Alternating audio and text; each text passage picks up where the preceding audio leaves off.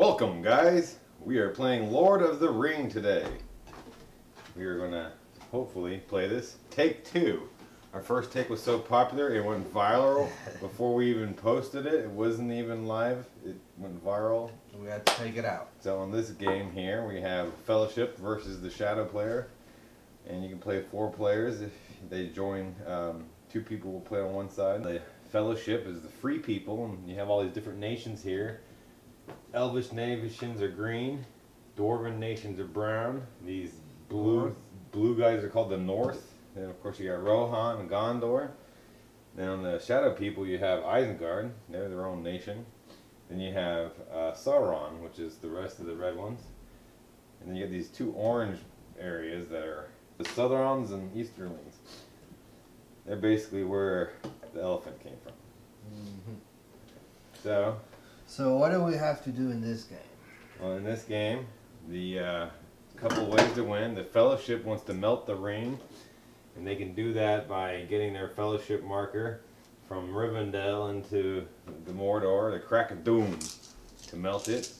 They can also try to attack some strongholds of the Shadow player and take enough points to win. Victory points, okay. Now these victory points are down here, and if the Fellowship gets to 4, he wins.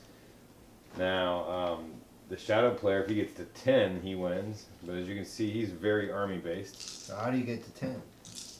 Every time one of these strongholds is taken, they have a point value. They're 1 or 2. Or strongholds are 2, cities are 1, towns are 0. You don't take them. For instance, Mount Dungelbad is 2 and Moria is 2. If both those fall, then he'll win the game. But the idea is that never happens in the movie. When does he attack those places? So is there any other way for the Shadow player to win? Well, you got this victory slider here. When the Fellowship wants to relocate where their ring is at, this guy here, you don't know where they're at. You've known that they've moved from their location, and you've known they've moved however far, but you don't know where. And that keeps track here. It says he's moved 1, 2, 3, 4, 5, 6, 7 spaces, but we don't know where. Eventually he'll reveal himself. He'll have to move those spaces, and then he'll be there, and you know he's been there. That's his last known location. Eventually, if he gets here, he wins. During that time, Frodo is very susceptible to the powers of the ring, and eventually he'll get corrupt and get corruption points. So every time the Fellowship tries to move, it's gonna be a hunting phase that we'll explain later, and that's how Frodo start taking damage. Yeah, and so there's a hunting phase that involves dice, so it might not always happen, but he can gain corruption from hunting whenever this thing goes up a point. Also, there are some ways to heal those corruption points. Yeah, so these can go back down. If I can get him to 12, I win. Or if I can get 10 victory points, I win. If he can get all the way to Moria, he wins. Or if he can get 4 victory points, he wins. Also, there's these dice that we play with. I got red ones myself. I started with 4 of them, and he started with 7. During the game, I can actually acquire 2 more by doing transforming 2 of my Fellowship characters, and later on I'm gonna explain that. And he can add 3 more, which he can add 3 more characters during the game, and those are you got to do in certain situations. Sauron who can join, Saruman who can join, and the Witch King, and he's got the entire Fellowship. Okay, so we'll try to go 1 turn and try to go explain as much in 1 turn, and then hopefully later on the next turns will be easier and faster. Here's the player's aid card. You get 2 of these per player. And here it shows you what the meaning of all the symbols on your dice are. You have a character symbol, an army symbol, a muster symbol, and an event symbol. Then there's a hybrid symbol that gives you both an army and a muster. It's this one. The Shadow player has got an Eye of Sauron symbol. Fellowship have got the Will of the West. It's kind of like a wild card. And so this defines what you can do with those when you roll that. It gives you that option. And here's the game turn and a couple of other important informations. Okay.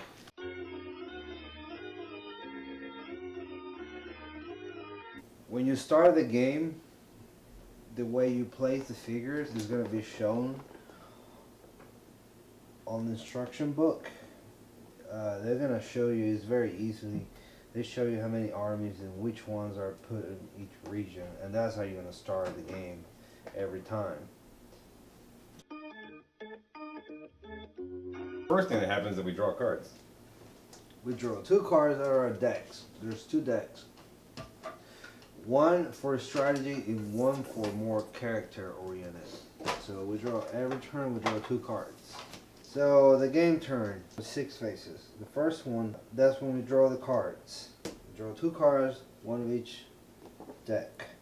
Then we got the phase 2, the fellowship phase. That's when we declare, if we want to declare the fellowship, or we want to reveal it, or even if we want to heal it if we're in a different town. Then we do the hunt allocation. That's when the shadow player puts how many dice he wanted to vote from his dice pool into the hunt box.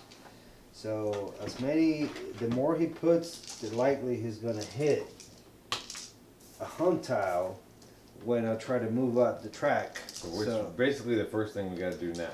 I get to roll 7 dice. I'm going to take 1 here and say I'm not rolling it. I'm going to use that for hunting.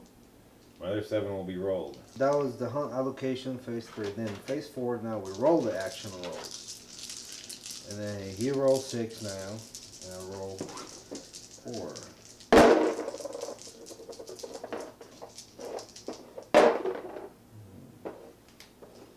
So I got 2 hybrids, 2 characters, and 2 musters. And he got 2 hybrids, a muster, and a Will of the West. So these are his 4 actions. And here's my actions. I have considerably more actions than he does.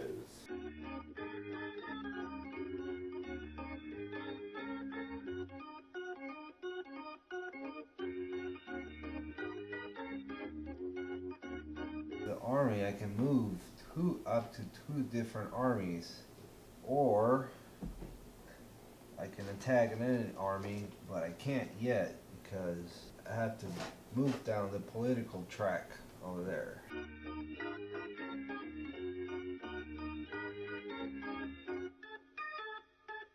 Elves are active. I can move down with a muster, or I can move armies. Also, this Wild of the West, I can change it into anything. So I will change it into this, which is a character die. I can move leaders with this, or I can plant an event card that has a symbol. Also, I can use this for a fellowship, to move the fellowship. And that's what I'm actually going to do. I'm going to go ahead and move the fellowship up 1. And then, since he got 1 dice, he needs to roll only 1 white dice. And he's looking for a 6. Failed. That goes added over here. So next time, if I had another character die and it decided to move, he will roll 1s, but now he can hit me on 5 and 6. And then I will have to add the next dice to the hunt box. And now it's my turn. I got 2 musters, 2 characters, and 2 hybrid, which are either a muster or an army, and 2 cards. My 2 cards don't help me right now. I will use my muster for diplomatic action so that I can increase my war status. And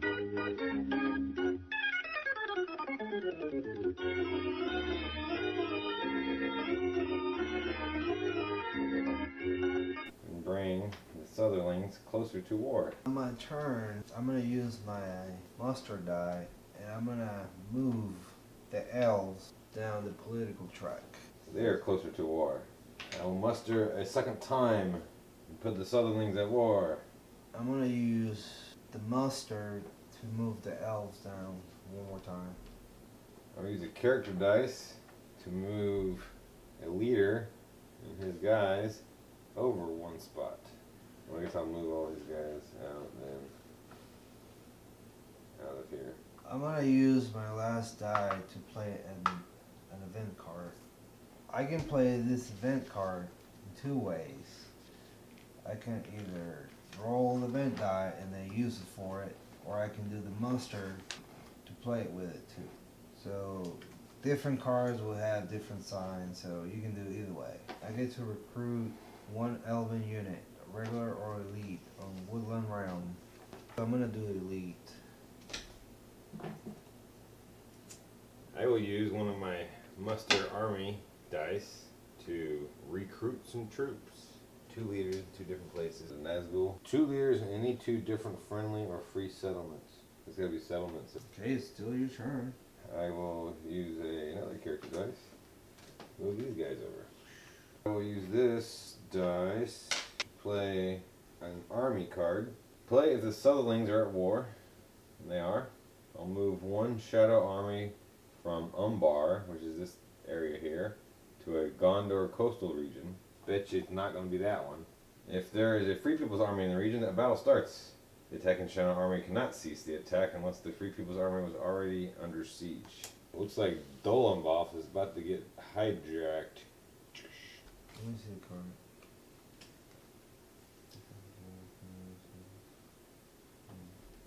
Okay. Battle ensues. I don't have to use my dice for that, which is cool. So now we go to battle. You use the event card to cross the borders, and the event card says the battle starts right away. I can fight with them, and the way it works is for every unit, I get a dice to roll. There's a maximum of 5, regardless of how many people you got, how many units you got. And the leader, they will help you re-roll. For example, here you got 1, 2, 3, 4, 5, 6, 7 units, but the maximum is 5. Here you will roll 5 because there's 7, but 5 is the maximum, and you will have a re-roll, leader re-roll of 2, so you can re-roll 2 out of those 5. Here I will roll 3. I won't hit as hard as you, but I'm in the stronghold, so I have an advantage. For this army to hit me, they will have to hit a 6 on the dice, and I can hit with 5 and 6 on combat. What's the leadership do? That's a reroll, that's right. Yeah, leader reroll. You reroll, what, a bunch of dice? No, you roll 2, You roll 2 dice? because you got 2 leaders. I'm attacking across the ocean. How? My special event has teleported me in a boat, apparently. Early in the movie, the elephants show up deep in the heart of Gondor, and they attack poor Dolomov. I have 5 dice, and I want to use this card. It's terrible. Never mind, guys. That was a bad idea. You're looking for 6 right now. 6. You got a hit. I can reroll 2. I use my leadership to reroll 2 of them. No more 6s. So you lose a guy. I rolled 3, looking for 5 and 6. You got a hit. So he got a hit and I got a hit. I'm gonna kill no unit. One drawback of being the free people is that your guys die permanently, so he only has this many people to go through. That's it. Whereas my guys, when they die, I can get them back. When the stronghold is under siege, there can't be more than 5 army units. Your maximum goes down. So you're gonna run in like a chicken. You're gonna fight out like a man. I got the chance to keep fighting or to retreat into the stronghold. Or I can retreat into adjacent. The kiddies can decide to end the combat. Because the kiddies can just jump on the table and ruin the entire combat. Be like, your combat sucks. But if I retreat from the stronghold, the battle is over right away. And then the next time we fight, it's going to be harder for him to hit me because there's always going to be less chances for him to get I'll have to roll a 6. And I can only fight 1 round of battles. I'm going to retreat into the stronghold.